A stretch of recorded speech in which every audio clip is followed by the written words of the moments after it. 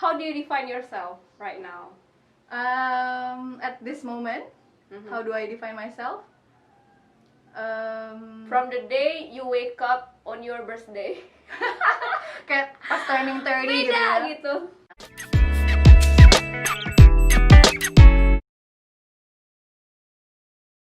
Ya, jadi itulah ya tadi Kunci Jadi, surga. kunci toleransi. Surga pengen Penting hidup banget damai di loh, dunia. tapi penting banget Iya. toleransi ini. Karena kan kita semakin kesini dunia tuh semakin tidak ada batas.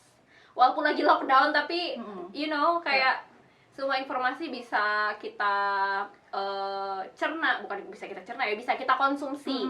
Belum tentu bisa dicerna ya. Orang dari negara manapun bisa aja kayak tinggal di negara kita, begitupun dengan kita, orang dengan background yang berbeda banget sekarang bisa aja tinggal bareng gitu kan. Jadi toleransi itu sebenarnya penting banget sekarang ini. Salah satu skill abad ya. Berasa kayak nyari kerjaan. Kayak harus bisa toleransi karena at the end of the day kan kayak kita bakalan kerja sama-sama orang. Jadi emang ya kita nggak tahu kita bakal ketemu sama orang yang kayak gimana, berbeda sama sekali, benar-benar 100% beda gaya hidupnya sama kita. Apakah kita bakal mencapekkan, melelahkan diri sendiri dengan ngejudge terus-terusan, atau ya udah let it go, just live your own life kayak gitu. Bener Ya banget. kan? Jadi kita dapat kedamaian juga ya dalam diri. Kita tadi udah ngomongin orang nih, Dek. ngomongin tentang orang lain mungkin ya, dan kita terhadap orang lain. Sekarang nih, karena Dea baru menjalani asik fase hidup yang baru gitu kan. Udah kawin Baru enggak? birthday. Belum kawin guys. Belum ya, belum ada cincin. Aku penasaran Fase hidup yang baru. How do you define yourself right now? At this moment, how do I define myself? From the day you wake up on your birthday. Kayak pas turning 30 Beda gitu ya. gitu. Nggak ada yang banyak yang berubah sih, maksudnya kayak kalau perubahan yang drastis nggak, tapi kayak ada lah kayak perasaan-perasaan yang wow, I'm 30 so what now kayak gitu. Apa nih, apalagi nih nextnya gitu. Ada perasaan excited. Tapi tadi pertanyaannya bukan itu ya. Pertanyaannya lebih ke definisi. Iya, definisi diri kamu. Gak apa-apa excited. Mungkin kamu lebih menjadi orang yang ceria setelah birthday ini. Lebih ini sih, lebih kayak apa ya, lebih kalem sih kalau aku perhatiin. Kayak well, at least I'm trying to enforce it on my own, kayak mencoba memaksa itu sampai akhirnya benar-benar kalem. Jadi kayak sekarang nih lagi banyak goal yang aku tuh pengen self projection sih, lebih ke personal developmentnya, dalam artian kayak misalnya bangun kebiasaan baik. Karena selama ini mungkin kayak kita tuh suka lupa ya, kita pengen ngerubah dunia tapi kadang kita suka lupa ngerubah hal-hal kecil gitu loh, yang sebenarnya itu habit kan bisa kita berubah jadi karakter sehari-hari. Jadi kebiasaan itu berubah jadi karakter. Jadi kayak pelan-pelan aku tuh mulai mencari kayak yang lebih ke value-nya apa ya, waktu aku tuh pengen aku habisin sama sesuatu yang kayaknya lebih valuable lagi, lebih apa ya, quality lah intinya, kayak berkualitas lah. Jadi dan akhirnya jadi sesuatu yang nggak penting atau nggak perlu dipeributkan, itu udah tinggalin aja. Negative gitu. vibes gitu dihindarin gitu ya. Jadi lebih ke yang itu sih definisinya. Itu gimana tuh definisinya? Kayak mungkin peaceful to be, mungkin kali ya, kayak mencoba lebih peaceful, mencoba lebih damai di sini dalam artian berdamai dengan diri sendiri, berdamai dengan keadaan gitu. Kayak sekarang nih ya, kayak di awal 2020 itu banyak banget rencana, resolusi kayak gitu.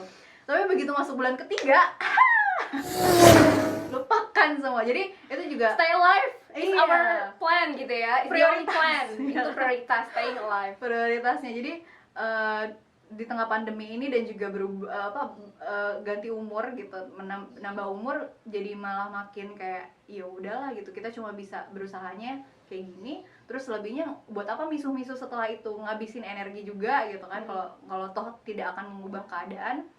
Jadi ya udah gitu, lebih ke legowo kali kalau kata orang Jawa, lebih ke yang tapi bukan berarti juga let go atau kayak Tidak berusaha gitu ya, bukan berarti kayak gitu juga. Bukan berarti yang ada kan kalau misalnya orang bilang kalau dia udah settle, kayak dia udah let go kayak gitu.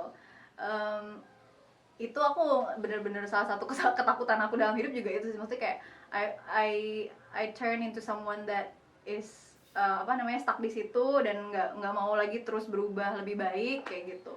Dan ya kebanyakan orang juga pasti gitu dong mikirnya kan.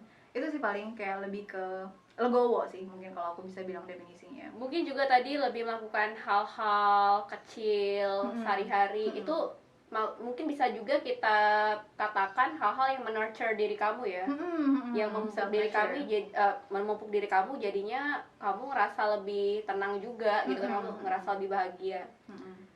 Terutama di tengah kondisi pandemi nih Rey, itu sebenarnya kayak ngerubah semua jam tidur orang nggak sih? Jadi kayak waktu di pandemi terus kemarin juga bukan karena puasa. Ini ya, bukan karena nonton drama Korea terus. Bukan.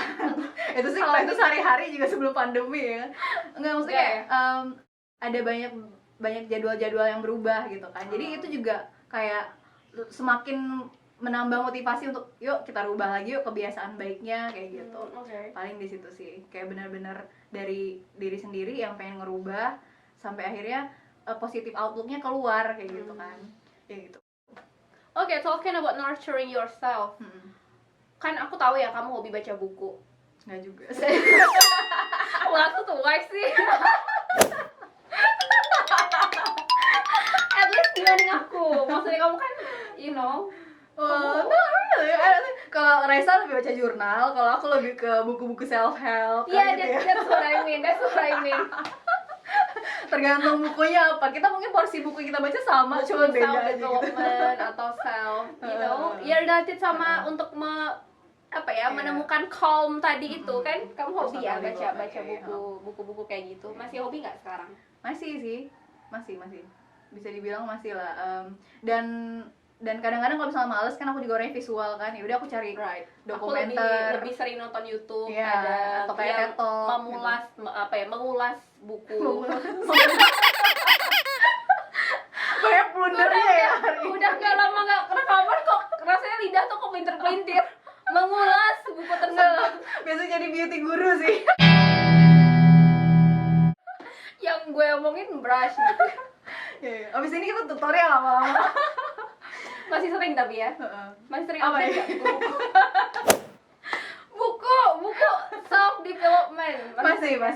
Tahu nggak, aku tuh sempet ini loh, ketika aku masih ya pertengahan inilah umur 23-24 ya, awal-awal 20 quarter life lah ya orang bilang. Aku sempat heran sama orang yang hobi baca buku yang nggak related sama contoh field mereka, atau yang nggak related sama kerjaan mereka, atau misalkan mereka lagi kuliah nih tapi bacaannya kuliah misalkan bidang bukan yang non psikologi gitu ya, apalah sains atau sosial gitu ya, tapi mereka kok hobi baca buku yang personal development lah, terus kayak chicken soup ya, salah satu yang sering dibaca juga ya untuk healing atau untuk calming yourself gitu kan.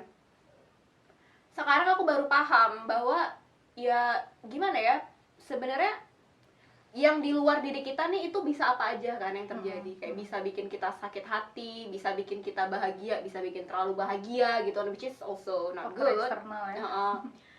Yang kita punya tuh, yang cuma kita punya itu kan diri kita sendiri ya pada akhirnya ya. Ini juga sebenarnya kalau kita dengerin ceramah agama ya juga relate ya kalau aku rasa, karena ya cuma ayat dan hadis dan Allah kan pada akhirnya kan seperti itu.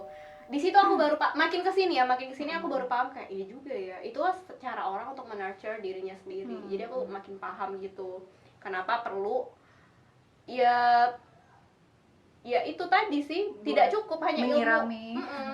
Cuman ilmu background kamu buat kerja doang, cuman buat tanggung jawab kamu doang untuk dapetin uang itu nggak cukup sih. Jiwa kamu harus terpenuhi juga kebutuhannya. Ya kadang kita terlalu sibuk sama berbagai macam faktor eksternal tadi kan, sibuk kuliah, sibuk kerja, tapi kadang suka lupa buat reflect ke dalam kayak gitu. Terutama di generasi sekarang gitu kan, di era sekarang yang kita gampang banget ke distract gitu, cepet banget gitu loh. Begitu 5 menit cek handphone, cek screen kayak gitu. Jadi banyak banget faktor-faktor yang bisa nge-distract, bisa mengalihkan dari self evaluasi tadi. Padahal itu tadi mungkin salah satu kebiasaan baik yang aku coba semakin kesini tuh makin aku coba buat perbaiki. Kayak misalnya aku menutup hari dengan coba refleksi hari ini udah ngapain, udah berbuat baik atau berbuat jahat kayak gitu kan. Jadi kayak hitung dosa dan masing-masing lah gitu. Apa aja yang bisa aku perbaiki buat besok kalau masih ada hari besok kayak gitu. Jadi seenggaknya tuh kalau dulu kan kita masih seneng kayak nulis diary gitu kan. Iya. Itu ya sebenarnya kayak terapi kan. Kita kan suka nulis diary, jurnal gitu kan. Itu sebenarnya kan refleksi ya. Hari ini aku ketemu gebetan aku gitu. Meskipun kalau zaman sekolah kan mungkin kayak masih sesimpel itu gitu ya. Kita belum kayak hari ini perasaan aku gimana, kan belum yang benar-benar sekritikal itu. Kita belum bisa mengevaluasi sejauh itu. Jadi itu juga aku pengen mencoba lagi kebiasaan itu. Misalnya tapi mungkin udah berubah lagi ya ininya. Tujuannya, goalnya misalnya kayak mungkin grateful journal misalnya hari ini apa yang aku syukurin kayak gitu. Atau misalnya diary 100 kinds of random act of kindness hari ini udah ngapain ya, bukannya ngitung-ngitung pahala, tapi apa yang udah kita lakukan, kebaikan apa yang udah kita lakukan, minimal tuh kayak kita reflect achievement kita gitu kan. Jadi seenggaknya tuh ada lah yang bisa kita coba lagi untuk hari besok kayak gitu. Right. Ya gitu sih, cuman kan sekarang kan makin susah ya, kayak kita di end of the day dan memulai hari baru itu pasti kayak handphone kayak gitu kan, reach to our phone, terus langsung ngecek kehidupan orang instead kayak gitu kan. Dan itu sebenarnya distraksi besar, kayak kita jadi sering jadi sering comparing hidup kita sama orang lain, padahal ya itu tadi, itu realingsnya, itu fitnya mereka tuh yang udah baik-baiknya aja, kayak kita lah ya, kita nunjukin yang baik-baik pasti kan gitu. Jadi ya gitu, harusnya mungkin lebih baik kayak coba lebih self reflect lagi gitu dengan bangun kebiasaan-kebiasaan kayak tadi gitu. Yang harus orang sadarin juga nih Dek, balik lagi ke masalah kedamaian diri tadi ya. Sebenarnya banyak juga nih pasti standar yang berubah, yang kita unlearn juga. Ketika kita remaja terus berumur awal 20-an sama sampai sekarang ya 30 atau menuju 30. Dimana balik lagi kadang orang mikir kalau yang namanya merawat diri itu adalah contoh kayak ke salon atau luluran. Contoh orang mendefinisikan seseorang yang sukses itu adalah orang yang sudah punya jumlah mobil dengan merek dan jumlah tertentu. Tapi balik lagi kita nanya, apakah itu menjamin kedamaian diri? Kan pada akhirnya enggak juga. Buktinya kasus bunuh diri masih banyak juga ya kita temukan ya sehari-hari. Which is sedih banget sih. Karena anak muda zaman sekarang, terutama yang seumur kita juga ya, masih banyak yang meyakini standar-standar yang tadi sebagai kunci daripada kebahagiaan gitu. Mereka mengira ya uang atau juga penampilan. Jadi saat standar itu nggak ketemu, ya apa ya, useless gue di dunia ini gitu kali ya. Ya itu tadi mungkin salah satu cara yang kita bisa dapetin self value-nya itu ya kita kenalan lebih lanjut lagi sama diri sendiri, dan itu setiap hari kayak kita tuh berteman dengan diri sendiri itu kan sebenarnya ngomong sendiri gitu ya, ngomong sama diri kita sendiri. Jadi begitu ngaca, halo kamu gimana kabarnya hari ini kayak gitu kan, are you okay kayak gitu. Jadi ya instead of wah gue cantik ya gitu, ya itu bisa, itu kan pasti kayak kita juga punya self affirmation kan ya, udah aku cantik, I look good today. Tapi further than that, coba ngobrol lebih jauh lagi sama diri sendiri, kayak hari ini mau ngapain kayak gitu. Terus hal baik apa yang mau dilakukan, apa yang mau diimprove gitu ya. Iya gitu sih. Harusnya idealnya ya kayak gitu. Mudah-mudahan banyak orang yang lebih paham lagi soal konsep mengenal diri sendiri ini dan bisa lebih tahu gitu. Karena sebenarnya kalau ngomongin soal kesedihan atau kayak kegagalan itu kayak semua orang sebenarnya punya demon juga kan dalam dirinya sendiri. Tapi gimana caranya kita bisa ngebalance itu gitu loh. Nah itu sebenarnya yang mau aku tanyain berikutnya. Kita kan nggak bisa ngontrol nih Dek, mau challenge apalah yang terjadi di luar sana. Corona aja udah terjadi ya. Nggak ada yang bisa mengontrol, tiba-tiba harus banyak orang dirumahkan di seluruh dunia. Kita nggak bisa ngontrol itu. Dan bukan hanya masalah pandemi nih, bahkan challenge lain, failures, heartbreaks, terus juga kebahagiaan yang tidak tercapai, itu kan pasti akan selalu terjadi. Mau kita umur 20-an, mau 30-an nanti, kedepannya bakal selalu terjadi. Di mata Dea nih sekarang, gimana cara kamu untuk menghandle challenge yang terjadi di hidup kamu? Wow, berat banget, nggak tahu. Kalau ini kan aku nggak akan tahu gimana ke depannya dong, dan gimana cara aku reaksi aku ke depannya. Tapi kalau ngelihat looking back nih ya, cara aku ngadepin masalah atau gimana, kayak I'm still like learning to be peaceful, to be calm gitu. Not necessarily always calm and bisa lebih put together all the time. Kadang kalau misalnya di tengah situasi panik pun juga sebenarnya kayak banyak banget juga perasaan yang kita rasain dong ya, anxious atau kayak sedih saat kita hadapin sama sesuatu yang mengagetkan dan benar-benar di luar dari comfort zone kita. Nah biasanya yang aku lakukan itu sebenarnya kayak coba cek lagi yang aku rasakan itu sumbernya dari mana. Misal aku kesel sama sesuatu yang nggak sesuai sama ekspektasi aku gitu ya. Misalnya aku udah usaha apa terus ternyata hasilnya apa, terus aku kesel itu kan wajar dong ya. Tapi kenapa aku kesel karena nggak dapet misalnya yang itu sesuai sama hasilnya, atau kesel karena ya aku coba evaluasi lagi emosi-emosi yang aku rasain kayak gitu. Jadi kayak step back terus kayak ngecek lagi sebelum aku bisa ngeluarin solusinya.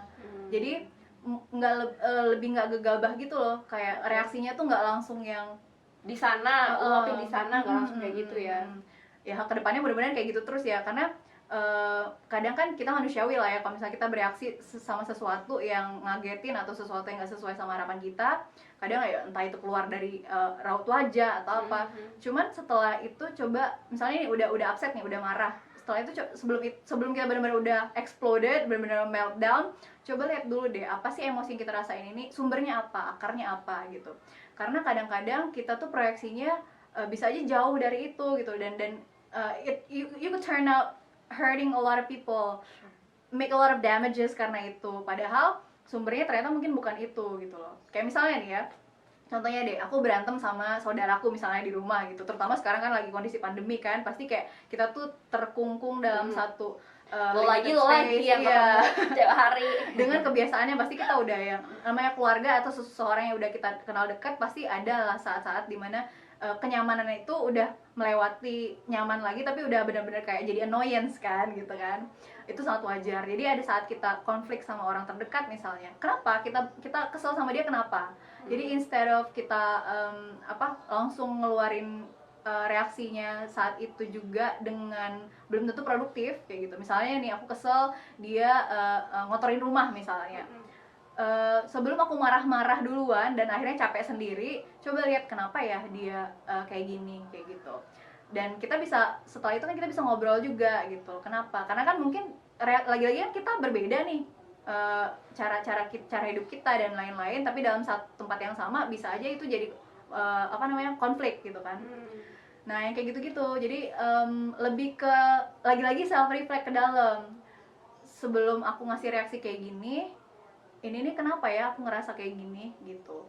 Jadi begitu ada challenge ke depan, misalnya ya kegagalan atau apalah kayak gitu, bisa nggak aku pivot, kayak cari U-turn-nya, entah itu belok arah atau cari yang lain kayak gitu, instead of lama-lama di situ gitu dan mengutuk dunia kayak gitu. Ya kan, lagi-lagi kita nggak bakal bisa ngontrol reaksi orang sama kita atau apa yang sesuai kita mau gitu loh.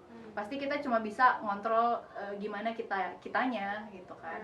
Jadi pengennya sih kayak gitu terus ya, pengen lebih kayak lebih wise aja sih buat ngatasin sesuatu. Jadi bukannya yang keluarnya jadi nggak produktif, malah jadi marah-marah nggak jelas, capek sendiri juga kan, setelah itu jadinya regret kayak gitu kan. Kayak energi kita tuh jadinya terkuras banget gitu ya.